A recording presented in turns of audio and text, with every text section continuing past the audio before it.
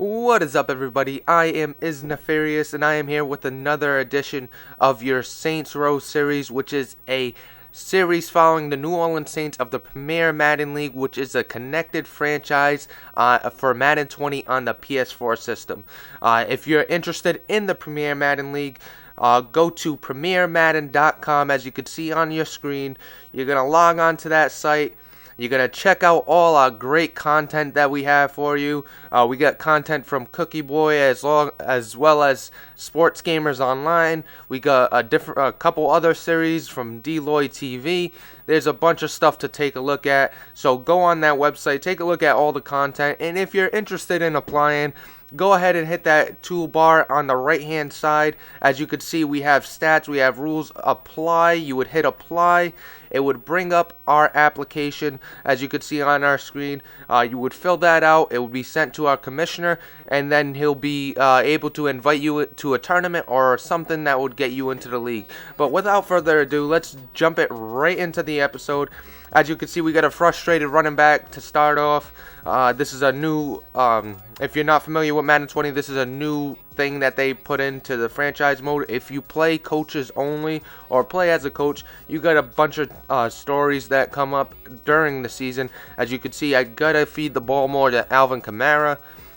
He's right now he's frustrated, and I get it. We're 0-3 so far, so we need to string some wins together. As you can see, Cameron Jordan's also talking to me about we need to change it and get our first win on the board.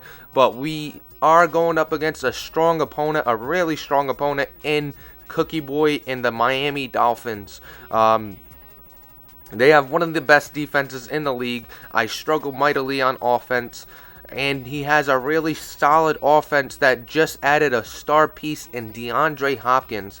And I got a little dev story for Chauncey Gardner-Johnson. Most games you try to get that dev story, but in this one, I need a win. I can't really chase a dev story and risk making my path to a win even harder than it already is going up against Cookieboy and the Miami Dolphins. As you can see, we got a few attribute roles here. A bunch of guys, depth guys, the kicker, and then we got Vildor, who's like a fourth corner. Brandon Wilson doesn't really see the field. A bunch of special teams guys, if that. Getting some roles, a backup offensive lineman. Nothing really special here.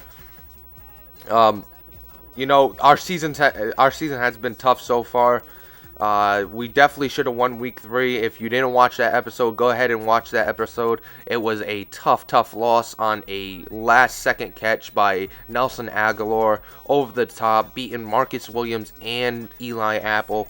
And if you didn't notice just a second ago, we did have a trade that we put through with the Cleveland Browns, receiving the speedy running back in Salvon Ahmed, who's 22 years old, 94 speed, 94 acceleration, a bunch of athleticism with that running back. And then we also received DJ Chark Jr., who's 6'4" in his own right, and he also has 95 speed. So we added 2 speedy guys. We did trade our first round pick. Right now, it's looking real nice for the Cleveland Browns. They might get a top 5 pick, but hopefully we could change that as the season goes along. And we're going to jump right into kickoff here. As I said, we're going up against Cookieboy. Most of you have followed this series, and if not, go ahead and give his series a follow. He does a really good series with the Miami Dolphins and rebuilding them. My goal against Cookieboy is to kind of throw his offense right back at him. A lot of motion, a lot of misdirection and stuff like that. A real tricky offense. As you can see here, we're going to run some guys in motion, hand the ball off, little RPO action. Alvin Kamara getting some touches. We're not going to really focus on giving Alvin Kamara the ball. Our main goal in this game is to win the game. I don't care if he's frustrated. I don't give a crap about any of that. We want to win this game and get our first win of the season. So Kyle Allen's in the shotgun. He was under center. He gets sacked there. Putting us in deep field goal range. Hopefully we could hit this, giving us a 3-0 lead. And fortunately, we're able to hit that. 2 back-to-back sacks really set us backwards after a good drive. And you take a look at this Miami Dolphins offense, as you can see there on the field now. A nice little run by the rookie running back. I forgot his name. I believe it's something Cox. But I'm not totally sure on that. But he's a speedy. He got him at X Factor by doing a little dev swap, and he could be a big part of that offense. He's never really had a running game. He's been more pass heavy with Josh Rosen and Jakeem Grant. He did add DeAndre Hopkins as well to the mix, and he now has Khalil Tate, who's an X factor in his own right. He doesn't have really good passing abilities, but he's got a lot of running abilities with that X factor. As you can see, he's gonna try to run a little sweep route with Jakeem Grant, and that's something we knew was coming. We did not see this screen coming as he scores his first touchdown of the game, making it 7-3. We got Kyle Allen in the shotgun. He's going to find Michael Thomas for a quick first down. Our goal is to feed Michael Thomas. He's our best player.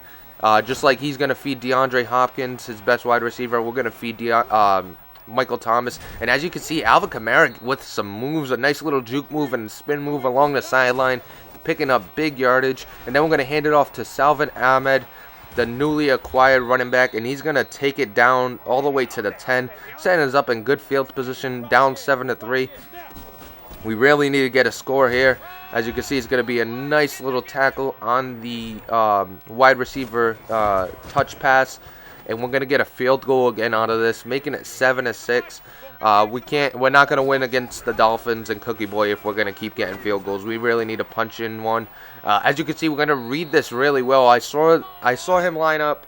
Well, I noticed him line up close to the line of scrimmage with a stack set, and that really told me that he was looking for that out route. So I was able to read that really quick, and unfortunately, Kyle Allen returns the favor. I thought I had him bite on the post route. Did not happen. He sat on that little curl route, and he was able to pick me off. So 7-6, Khalil Tate's working the offense, and he's going to find Mike Gesicki over the middle for a Miami Dolphins touchdown, making it 14-6. We're going to throw a little motion in here, hand it off to Salvon Ahmed, and he's got a lot of running space. He's going to run towards the middle, though, and he's going to get tackled. If I bounce that to the outside, I might have gotten a lot more yardage. But we won't know now. I think I kind of messed that one up. And a nice little post route by D.D. Westbrook, who's another speedy guy that we have on the outside, mixed in with DJ Chark, who hasn't got involved yet. But we've seen plenty of Salvon Ahmed so far. And we're going to hit Michael Thomas on the outside along the sideline, giving us a first down. We're going to be set up in good field position. And we're going to run a little Texas with a post over the top. I really like running that route, especially in the red zone. If you struggle in the red zone and you got somebody that could do that, where you could have your post and then a Texas route, I would suggest doing that. It's usually open over the top. People really worry about that Texas route. It's just an easy high-low read, and I'm able to hit that high route. He's going to find DeAndre Hopkins, as you can see, making it 21-13. And it's going to be a big fumble, but we recover it. So we're all set there, 21-13 here in the third quarter. This second half has to be a better half for us so we can get back into this game. The good news is we're only down by one score to one of the best users in the game, in the league, pretty much. I believe he lost in the divisional round to the Buffalo Bills last season. You might have seen a couple of his videos on it. He wasn't happy with the gameplay. A lot of stretches and dives from the Bills user. And as you can see, we're going to get a flag on a pass interference. And DeAndre Hopkins caught it anyway. He's absolutely on fire right now. I believe that's 3 catches already over the top where he just is manhandling our defensive backs who have a high overall, so it's kind of crazy how he's doing that. And as you can see, he's going to toss it up one more time to DeAndre Hopkins, and he comes down with a great catch, making it 28-13. DeAndre Hopkins is single-handedly destroying my defense, and Kyle Allen's going to fumble there, but we're able to recover. But we do punt it on a 3-and-out. That's really not going to help our chances here. We're running out of time, and we're down by 2 scores. The good news is it's still the third quarter, so there's still time left. But we definitely want to capitalize on every possession that we have, especially with this offense. As you can see, he's going to do a little quick handoff, but we're able to force him on a 3-and-out. As you can see, he's going to punt it here back to us. hopefully we could get our offense going on this this possession. Kyle Allen's been really struggling. We're gonna run a little motion to the outside and try to hit Michael Thomas underneath, and we're able to get it to him. He picks up a nice gain of about 13 or 14 yards, giving us a first down, 1st and 10. We're gonna try to run a little screen route. We got some blocking, and we're able to get to the outside, giving us another first down. So we're putting together a really good drive here. We're going to hand it off right here to Salvon Ahmed, and he's having a really good game coming over from the Cleveland Browns. He's been able to run all over the Miami Dolphins defense so far, and we're able to hit Bucky Hodges over the middle for another first down. So we're driving really well here. So we should definitely get a score, and we're going to get sacked right there, setting us back in a 3rd and long situation. And then we're going to get sacked again. Nice little blitz ran by the Miami Dolphins and Cookieboy. That defense is really tough. And I talked to him after this game, and he said he was trying to play that bend, don't break defense. Played a lot of cover 4. Tried to make sure he didn't give any big plays up, but gave me yardage. As you can see, his offense is going to get the ball, and it's really tough when he starts running those RPOs. You got to really pick or choose your poison, especially with that new running back that he has that has an X factor, and I believe he has jukebox or joystick as well. He's going to run a little shotgun play here. He's going to roll to his right with Khalil Tate, and he's going to find DeAndre Hopkins over the middle. A nice little throw and catch there. DeAndre Hopkins still making an impact this late in the game. Haven't been able to adjust and stop him. And as I said it, there goes his jukebox running back in for a touchdown, making it 35-16. It's not really looking good now. Salvon Ahmed, though, is picking up a ton of yardage on the ground. It's tough. His passing defense has been tough, and his running defense has been something we could take advantage of. But unfortunately, you know, we're coming into a place where we're going to have to throw a lot more, and we can't really take advantage of that run defense. As you can see, we're going to complete a nice pass over the middle, and then we're going to hit Michael Thomas on the outside for a touchdown, making it 35-22. And we're going to try to go for 2 here.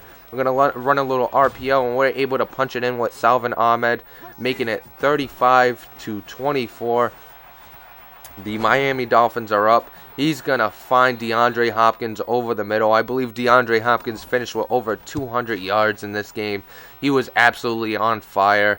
I was worried about Jakeem Grant. I was worried about the jet sweeps. I was worried about that running back. But DeAndre Hopkins has absolutely been a nightmare this game. We're going to complete a nice little pass over there to Michael Thomas. We're going to try to run an RPO, and it's going to get stuffed immediately. And we're going to look to run a little out route, and it's going to get sacked. So we're not in good field position here. I believe it's 4th and 21, and we're going to get sacked again. And that's pretty much going to do it for us. I don't think we have enough fuel in the engine or diesel in the tank to really handle this situation. Down 2 scores. Now make it 38-24. Like I said, it's pretty much a wrap now, and actually it's only 2 scores. I misspoke. It's not 3 scores. As you can see, we're gonna make a little completion to Bucky Hodges, and then we're gonna try to hit an out route. We try to swerve catch it, but we swerve a little too much there, as he gets the interception, and he's gonna nail this one out.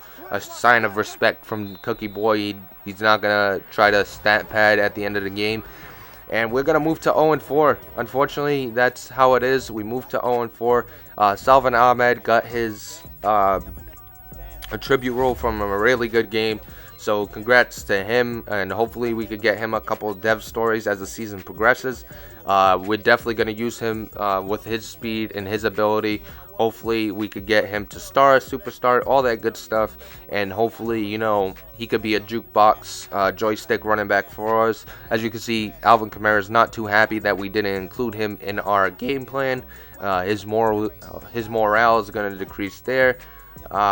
Then we got Cameron Jordan, who also is disappointed that we didn't get our win. We lost morale across the defense, I believe, on that. And then the breakout player, we didn't hit our goal here. Chauncey Gardner-Johnson is going to stay at a star development. He's not going to get superstar. So we pretty much go into that game with a bunch of things to accomplish, and we didn't accomplish any of it. And we take a look at our schedule going forward. We got a few good games coming up. We definitely need a win next week against the San Francisco 49ers. That's one of the weaker teams in the league.